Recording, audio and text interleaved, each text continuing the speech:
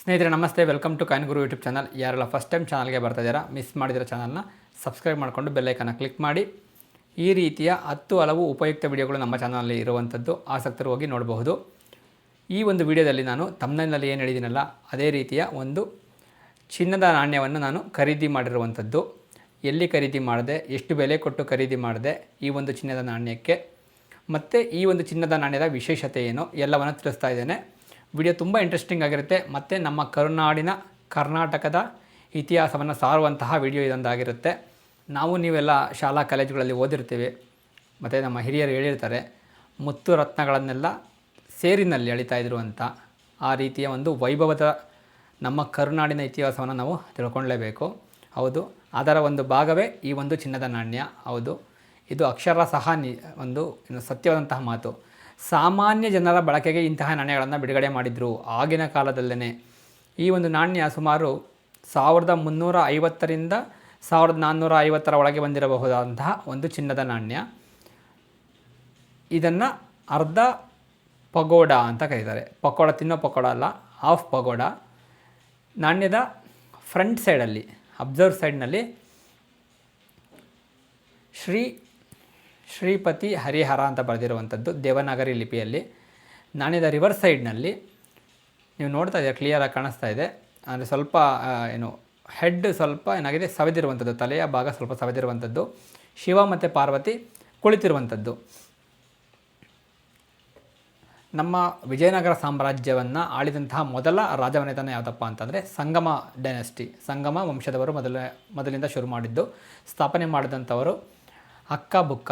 ಹೌದು, ಅದನ್ನು ಹರಿಹರ ಅಂತ ಅಂತಾರಲ್ಲ, ಒಂದನೇ ಹರಿಹರ ಅಂದರೆ ಅಕ್ಕ, ಮತ್ತು ಬುಕ್ಕರಾಯ ಮೊದಲನೇ ಬುಕ್ಕರಾಯ. ಇವರು ಶುರು ಮಾಡಿದಂತಹ ಈ ಸಂಗಮ ವಂಶ ಅಥವಾ ಈ ವಿಜಯನಗರದ ಸಂಸ್ಥಾನವನ್ನು ಆಳ್ವಿಕೆಯನ್ನು ಶುರು ಮಾಡಿದಂತಹ ಮೊದಲಲ್ಲೇ, ಎರಡನೇ ಹರಿಹರ ಬಂದಾಗ ಕೂಡಲೇ ಚಿನ್ನದ ನಾಣ್ಯಗಳನ್ನು ಟಂಕಿಸಿರುವಂಥದ್ದು. ಅಂದರೆ ನೀವು ಇಮ್ಯಾಜಿನ್ ಮಾಡ್ಕೊಳ್ಳಿ ಎಷ್ಟು ಶ್ರೀಮಂತವಾಗಿತ್ತು ನಮ್ಮ ಒಂದು ಕರ್ನಾಟಕ ಅಂತ.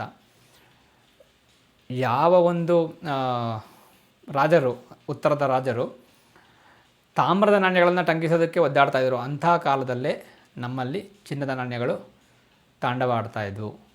ಇದು ನಮ್ಮ ಒಂದು ಕರುನಾಡಿನ ವೈಭವ, ಕರ್ನಾಟಕದ ವೈಭವ.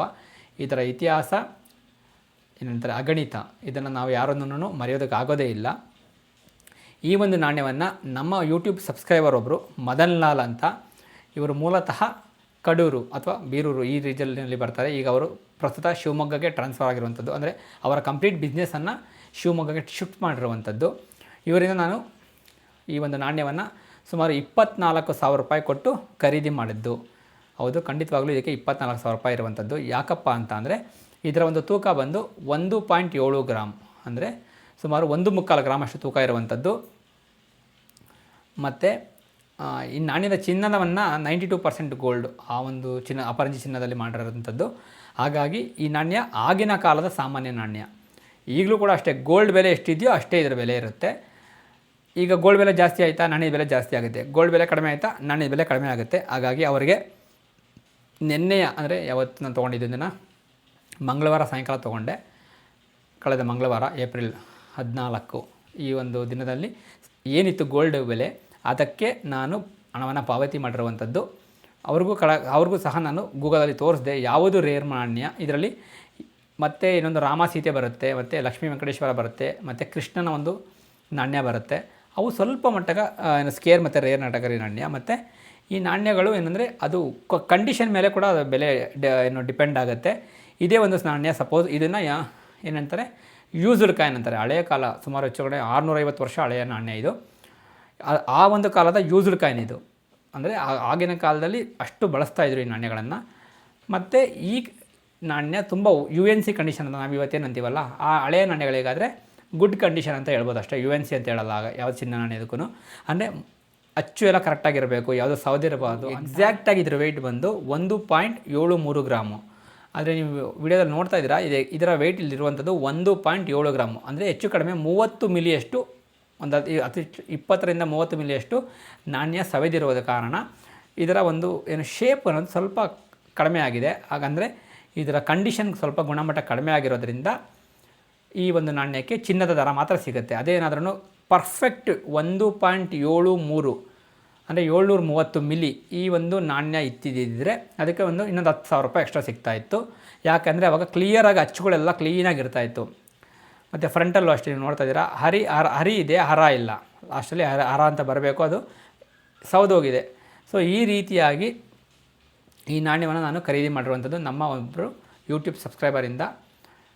ತಮ್ಮಲ್ಲಿ ಯಾರ ಹತ್ರ ಆದ್ರೂ ಈ ರೀತಿಯ ತುಂಬ ವಿಶೇಷವಾದಂತಹ ಬೆಳ್ಳಿ ನಾಣ್ಯಗಳಿದ್ದಾವೆ ಅಥವಾ ಚಿನ್ನದ ನಾಣ್ಯಗಳೇ ಇದ್ದಾವೆ, ದಯವಿಟ್ಟು ನನಗೆ ಇನ್ಫಾರ್ಮ್ ಮಾಡಿ, ನಾನು ತೊಗೊಳ್ತೀನಿ. ಇದನ್ನು ನಾನು ಎಷ್ಟು ದಿವಸ ಇಟ್ಕೊತೀನಿ ನನ್ನ ಕಲೆಕ್ಷನಲ್ಲಿ ಗೊತ್ತಿಲ್ಲ. ತುಂಬ ಅಂದರೆ ಹೆವಿ ಎಕ್ಸ್ಪೆನ್ಸಿವ್, ನನ್ನ ಒಂದು ಬಜೆಟ್ಸ್ಗೆ ಮೀರಿದಂತಹ ಈ ಒಂದು ನಾಣ್ಯ. ಆದಷ್ಟು ನನ್ನ ಸಂಗ್ರಹದಲ್ಲಿ ಉಳಿಸ್ಕೊಳ್ಳೋದಕ್ಕೆ ಟ್ರೈ ಮಾಡ್ತೇನೆ. ನಿಮ್ಮಲ್ಲಿ ಯಾರ ಹತ್ರ ಆದ್ರೂ ನನ್ನ ಹತ್ರ ಬೆಳ್ಳಿ ನಾಣ್ಯಗಳಿದ್ದಾವೆ, ಬ್ರಿಟಿಷರ ಕಾಲದ ನಾಣ್ಯಗಳಿದ್ದಾವೆ, ಖಂಡಿತವಾಗ್ಲೂ ನನಗೆ ತಿಳಿಸಿ. ನನ್ನ ವಾಟ್ಸಪ್ ನಂಬರ್ ನಿಮಗೆಲ್ಲ ಗೊತ್ತೇ ಇದೆ, 7353969690. ನಾನು ಖಂಡಿತ ತೊಗೊಳ್ತೀನಿ. ಮಾರ್ಕೆಟ್ ವ್ಯಾಲ್ಯೂ ಏನಿದೆಯೋ ಅದರ ಮೇಲೆ, ಮತ್ತು ಮಾರ್ಕೆಟ್ ವ್ಯಾಲ್ಯೂ ಜೊತೆಗೆ ಸಿಲ್ವರ್ ಪರ್ಸೆಂಟೇಜ್ ಎಷ್ಟಿದೆ ಅದ್ರ ಮೇಲೆ ನಾನು ಕ್ಯಾಲ್ಕುಲೇಟ್ ಮಾಡಿ ಕೊಡ್ತೀನಿ. ಸ್ವಲ್ಪ ಡಿಸ್ಕೌಂಟಲ್ಲಿ ಕೊಡಿ, ಯಾಕೆಂದರೆ ನಾನು ಇದನ್ನು ಕಲೆಕ್ಷನ್ಗೋಸ್ಕರ ಆಲ್ಮೋಸ್ಟ್ ತೊಗೊತಾ ಇರುವಂಥದ್ದು. ವಿಡಿಯೋ ಇಂಟ್ರೆಸ್ಟಿಂಗ್ ಆಗಿತ್ತು ಅಂದರೆ ವಿಡಿಯೋವನ್ನು ಲೈಕ್ ಮಾಡಿ, ಹೈಪ್ ಮಾಡಿ, ಹಾಗೆ ವಿಡಿಯೋನ ಹೆಚ್ಚೆಚ್ಚು ಜನರಿಗೆ ಶೇರ್ ಮಾಡಿ. ಧನ್ಯವಾದಗಳು ವಿಡಿಯೋನ ನೋಡಿದ್ದಕ್ಕೆ. ಸಿಗೋಣ ಮುಂದಿನ ವಿಡಿಯೋದಲ್ಲಿ.